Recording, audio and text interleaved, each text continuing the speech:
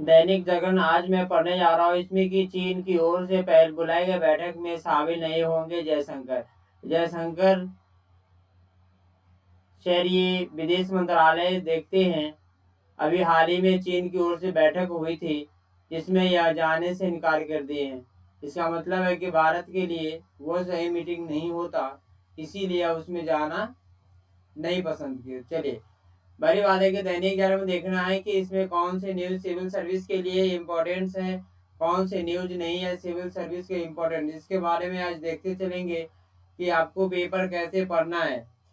और ये आपको नहीं है, ऑक्सीजन के सुप्रीम कोर्ट का टास्क फोर्स का गठन किया गया, कारोबारी समझौता पर वार्ता को भारत और यूरोपीय संघ तैयार। अभी आपको साझेदारी है, ये आपको देखना पड़ेगा। लेकिन अगर मैं बात करूं, भारत ने पाक ने माना कि अनुच्छेद 370 जो हटा है ये भारत का आंतरिक मामला है, अपने आप ये खत्म करेगा। ये आपको इंटरनेशनल में आपको देख लेना है। कोरोना को हराएगी DRDO की नई दवाई। लेकिन दिल्ली में 2 करोड़ 60 लाख वैक्सीन की जरूरत होगी। केजरीवाल ने सलाह दिया, हो सकता है एक सप्ताह के लिए और लॉकडाउन बढ़ सकता है।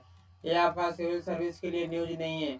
लेकिन अगर मैं बात करूँ इसमें कि मोनोक्लोनल एंटीबॉडी से होगा कोरोना का इलाज, ये आपका साइंस एंड टेक्नोलॉजी में जाएगा। दिल्ली की जरूरत से ज्यादा सप्लाई का ऑक्सीजन की सप्लाई चेन पर असर हो सकता है। ये आपका सिविल सर्विस के लिए न्यूज नहीं है।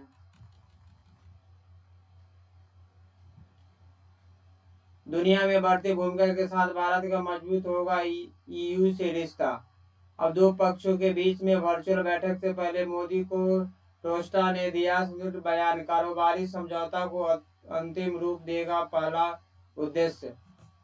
ये इंटरनेशनल मामला है और ये आपको पेपर 2 में आएगा, बहुत ही इम्पोर्टेंट है। चीन की ओर से बुलाई गई बैठक में जयशंकर ने नहीं जाने की शामिल है, बहुत अच्छी बात है। कुछ मैटर रहा होगा इसीलिए, या उसमें जाना पसंद नहीं किए होंगे, बात नहीं मानता होगा चीन।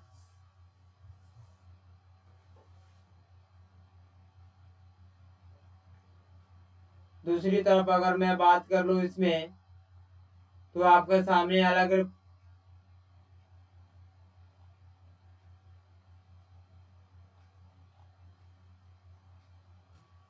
ये देखना है कि इंटरनेशनल मामला पर बहुत ज़्यादा दबाव पड़ेगा, जो कि हमके भारत में कोविड-19 के कारण ऑक्सीजन सप्लाई देश बहुत दूसरे देश से हेल्प मदद लिया गया है।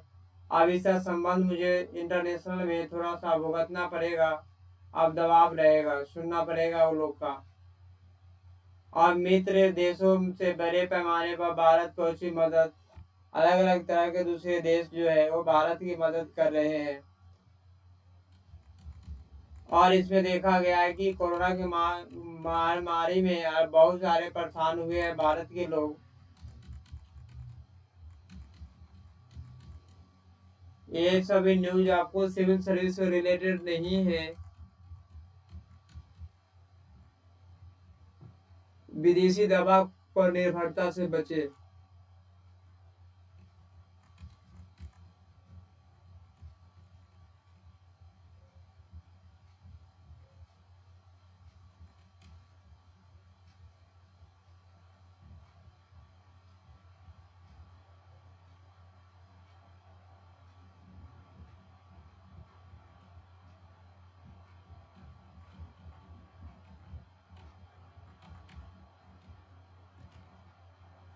इसमें देखना है कि दक्षिण अफ्रीका को भारतीय वाहन सबसे ज्यादा पसंद है।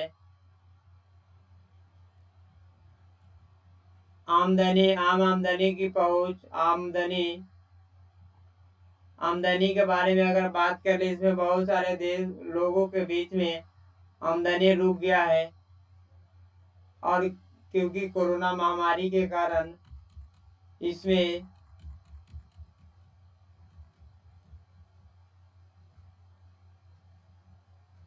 लापरवाही की कीमत चुकाता देश। ये बेहतर हो कि अदालत की ओर यह तो देखा जाए कि वे इस तरह का हस्तक्षेप कैसे करें जिससे सरकारी की कोशिश कामयाब हो। आप देखो, कहने का मतलब कि हमारा देश में सभी लोग लापरवाही किया है। इसका मतलब ये हुआ कि अब लापरवाही देश को भुगतना पड़ रहा है। ऑक्सीजन की महामारी, अलग अलग तरह से महामारी होती है, इसके बारे में ध्यान करना है। और आपका ये इम्पोर्टेंट टॉपिक है, मेंस में आपका काम आएगा। सामाजिक जिम्मेदारी से मुंह मोड़ने वाले, सामाजिक जिम्मेदारी जो होती है ना, इससे मुंह नहीं मोड़ना चाहिए कभी भी, हमेशा उस पर काम करना चाहिए।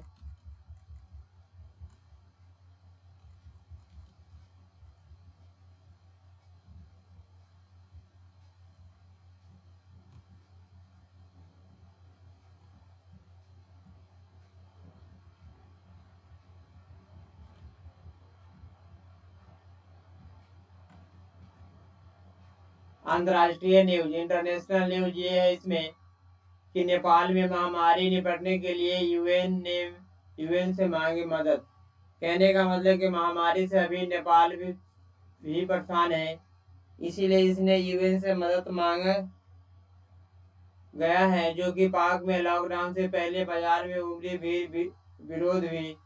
अभी पाकिस्तान में लॉकडाउन से पहले बहुत सारा भीड़ भाड़ हुआ था। पूरे विश्व में लगातार दूसरे दिन कोरोना संक्रमित 14,000 मरीजों की मौत हो चुका है। भारत है बाइडेन प्रशासन, कमला हैरिस।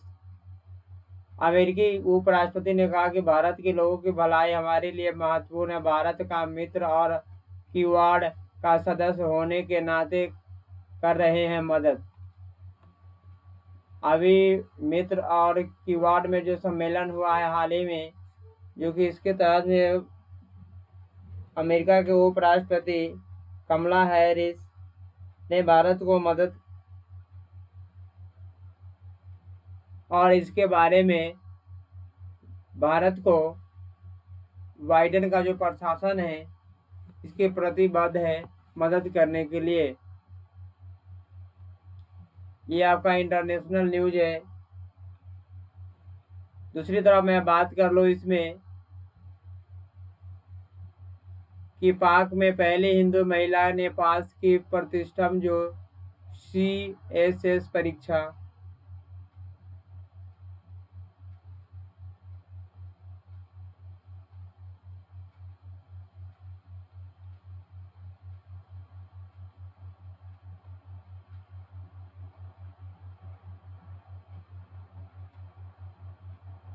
Thank you.